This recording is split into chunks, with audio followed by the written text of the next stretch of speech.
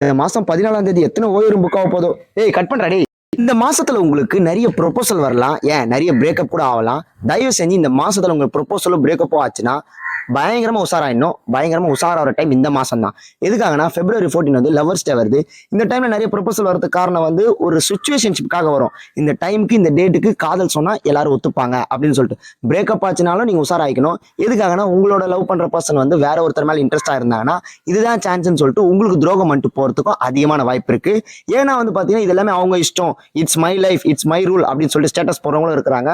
துரோகம் பண்ணாம ஒருத்தருக்கு ஒருத்தியா வாழ்றவங்களும் இருக்கிறாங்க. ஆனா இந்த மாசத்துல இந்த மாதிரி நிறைய நடக்கிறதுக்கு அதிகமான வாய்ப்புகள் இருக்கு.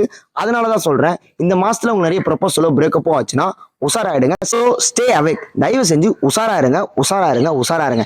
ஏன்னா ஒரு தடவை நீங்க முடிவு எடுத்துட்டீங்கன்னா இது லைஃப்ல டிராவல் பண்ண போற விஷயம். அதனாலதான் சொல்றேன், உங்க பார்ட்னரை சூஸ் பண்றதுனால உங்க லைஃபே சேஞ்ச் ஆக வாய்ப்பு இருக்கு.